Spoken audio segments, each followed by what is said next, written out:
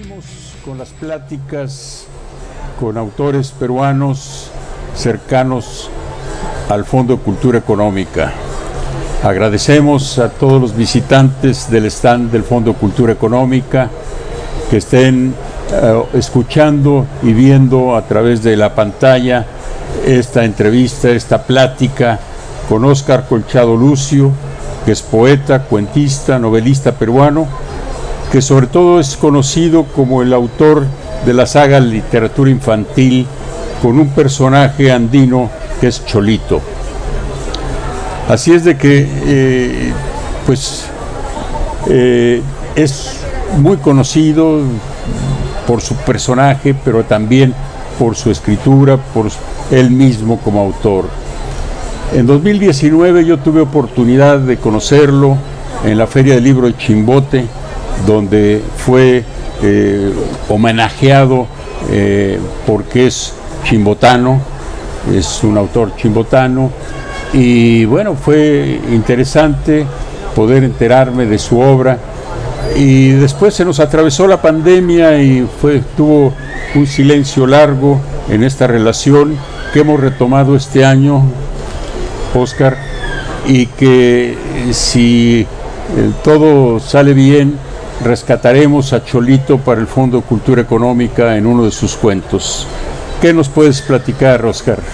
Bueno, estoy encantado en realidad de encontrarme en este stand de la Feria del Libro, de la Feria Internacional, y bueno, rodeado de mucha gente, hay mucho público, y eso le da un gran marco a esta feria que día a día viene siendo visitada por miles de personas con ese afán de lectura, ¿no? Trayendo a sus niños, muchos de ellos. Y bueno, para mí es un gusto conversar con el señor Gustavo Rodríguez, una buena persona a quien efectivamente conocí en el puerto de Chimbote. Ahora tenemos un proyecto, como dices Gustavo, para ver la posibilidad de lanzar Cholito en el espacio.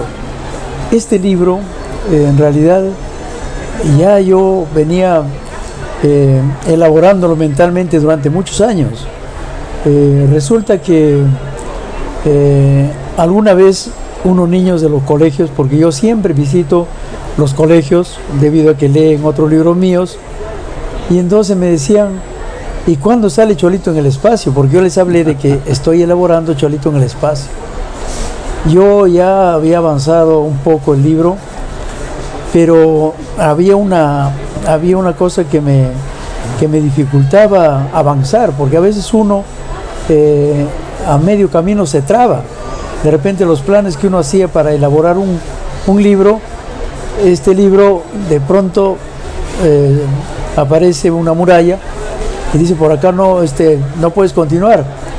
Y es así como me di cuenta que hacer un Cholito a la manera de los libros de ficción que hablan sobre el espacio, hablan de cohetes a la luna, hablan de satélites espaciales, me parecía un poquito forzado para mí. Yo quería que este Cholito siguiera la tradición de mis otros libros, donde entraran personajes mitológicos. Pero ¿cómo hacer ingresar a un personaje mitológico impulsado hacia el espacio? ¿O de qué manera este personaje mitológico ingresaría al espacio? Pero actualmente está de moda, se habla mucho de los platillos voladores, y se han visto muchas situaciones. Por ejemplo, en el puerto de Chimbote siempre se dice que detrás de la Isla Blanca hay una base de seres extraterrestres, de ovnis, porque ven salir ovnis ahí muchas veces.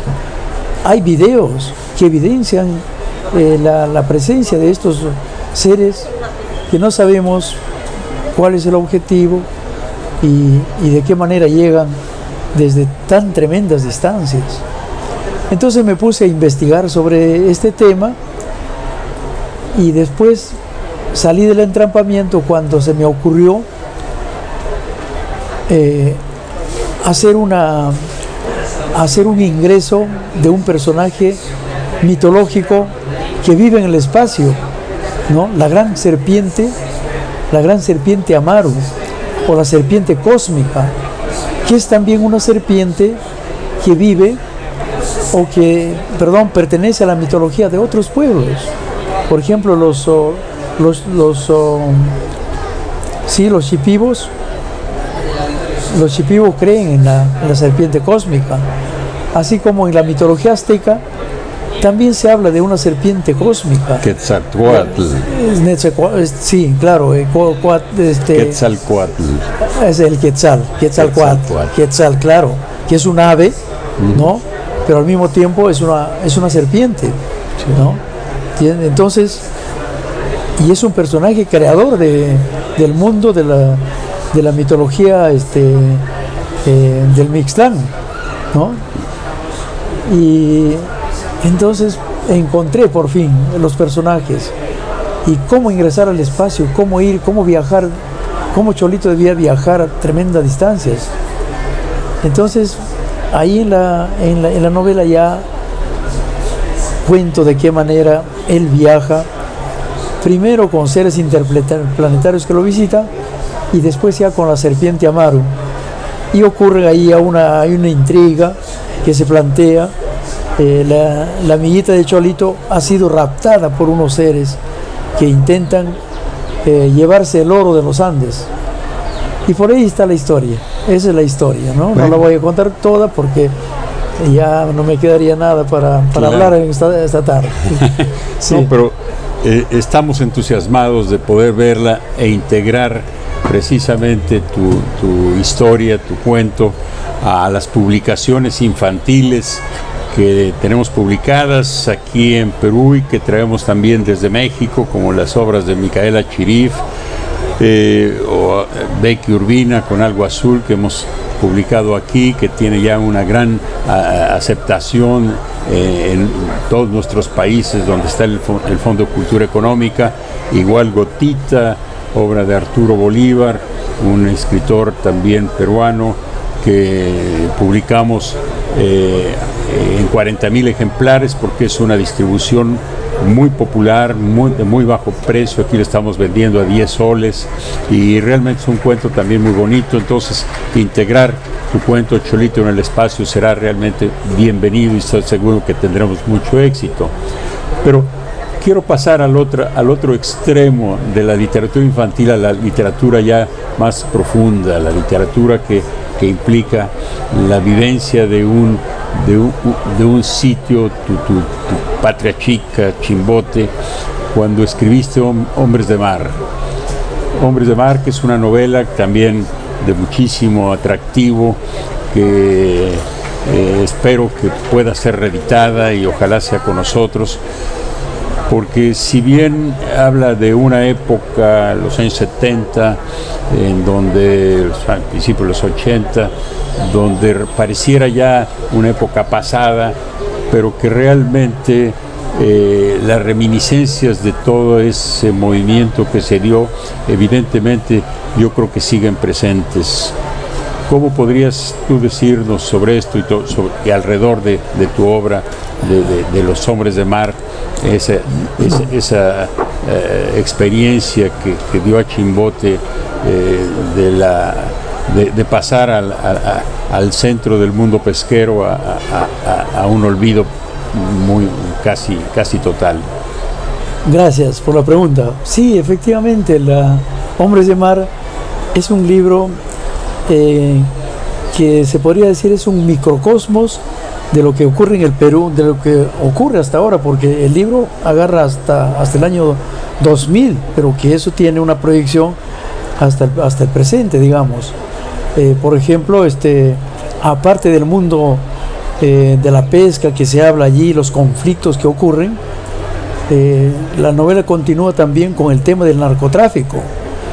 Se habla incluso de narcotraficantes que vienen de otros países y actúan actualmente, ¿no? Actualmente se habla del tema del narcotráfico. El tema de la violencia, bueno, un poco que se ha ya conjurado, digamos, no del todo, pero ya se ha hecho un gran avance. Pero la novela fundamentalmente surge cuando yo leo El zorro de arriba y el zorro de abajo. Esa gran novela de José María Arguedas, que a mí me impactó tremendamente, porque José María había llegado en esa novela a darnos un gran mural de lo que es el Perú, porque allí confluyen gente, quiero decir a Chimbote, y en el zorro de arriba y el zorro de abajo, que es su reflejo, a Chimbote confluyen personajes de diferentes partes del mundo, no solamente de Chimbote. Ahí hay alemanes, hay daneses, hay ingleses, italianos, rusos, de todos los lugares del mundo. En los años 60, 70 confluyeron en ese puerto, porque era el puerto, el primer puerto pesquero del mundo era Chimbote. Claro, ¿no? Claro. Donde se sacaba la anchoveta, donde se daba la pesca industrial, y se sacaba pues millones de la especie industrial pesquera. Luis Juan Quiroz Rossi había invertido una millonada de plata comprando lanchas de enorme cantidad de tonelaje, hasta de 500 toneladas cada lancha, ¿no? Y cada día traían, y era cosa de nunca acabarse.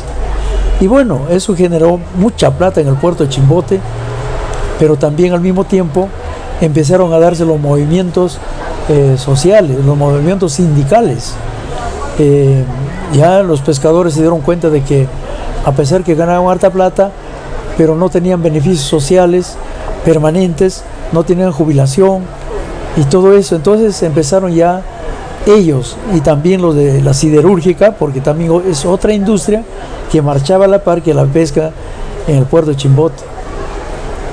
Empezaron a haber huelgas, no solamente ya de pescadores, también de siderúrgicos, y luego de maestros, y una serie de sindicatos. Para eso, desde Lima, desde las universidades y desde otros puntos del país, viajan a Chimbote gente de izquierda, pero de las diferentes facciones de la izquierda. ¿Para qué? Para buscar la hegemonía en el manejo de los sindicatos y propiciar un levantamiento general en el país para tumbar, ya por esos tiempos, ya, más allá de Velasco, a Morales Bermúdez, que Morales Bermúdez en esos momentos era el que era el presidente del Perú luego de un golpe, ¿no? Así que esa efervescencia de la clase política convirtieron a Chimbote en un polvorín, y debido a Chimbote que se contagiaron después las otras ciudades del país, devino pues la huelga general total, y Morales Bermúdez tuvo que, bueno, dejar el poder y convocar a elecciones. Ya no le quedaba otra cosa, otra salida. Y entonces, exacto, de eso es lo que trata sí. Hombres de Mar en un espacio temporal que es hasta los 80, por decir. Y de los 80 en adelante entra ya el narcotráfico. Otra cosa que, otro mal endémico que a Chimbote otra vez lo va a postrar y lo va a mantener siempre en la pobreza. Así que quienes hemos leído tu novela realmente hemos vivido y regresado a ese momento y ubicándonos no tanto también en el propio Chimbote, sino ese movimiento social que tú bien has mencionado, con el personaje Teresa y con toda la parte humana de todos esos movimientos que se dieron, que son realmente de gran profundidad en tu novela.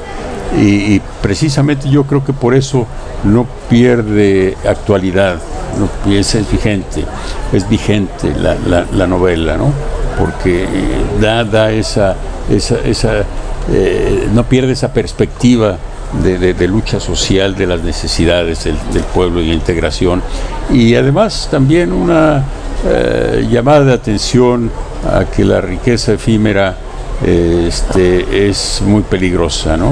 Ajá, y yo quisiera acotar algo, mi querido Gustavo, lo referente a la parte ya mitológica que tiene la novela, porque la novela está cruzada de secuencias mitológicas, con el fin también, con el objetivo de hacer dialogar el pasado con el presente, ¿no? Decía el escritor Churata de Puno, para ser modernos hay que ser muy antiguos. Claro. Entonces uno tiene que conocer el pasado, de dónde viene, para uno saber de qué terreno pisa y proyectarse más allá. Entonces el aspecto de la mitología en nuestro país es una cosa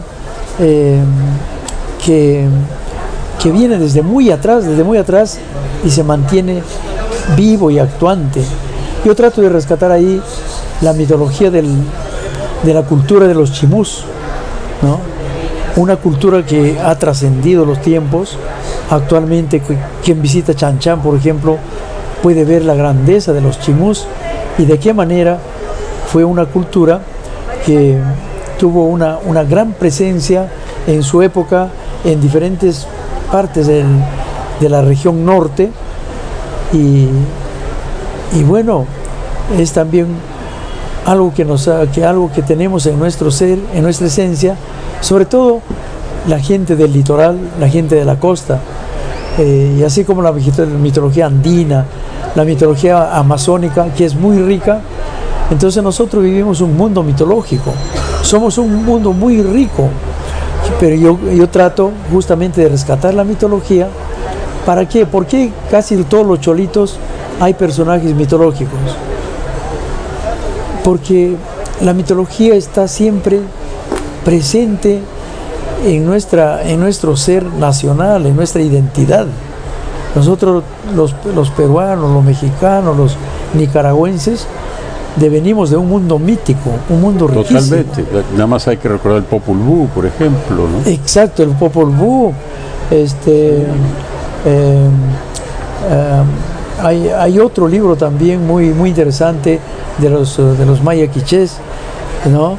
Y la mitología de los náhuatl, de los aztecas. Todo eso es una mitología riquísima que es nuestro orgullo. Gracias a ello existe pues Chichén Itzá, existe Teotihuacán, ¿no? O existe acá Machu Picchu, ya en tiempo de los incas, y existe Chavín, ¿no? El castillo de Chavín. Entonces esa parte de nuestro ser nacional no podemos dejarlo de lado porque es nuestra esencia.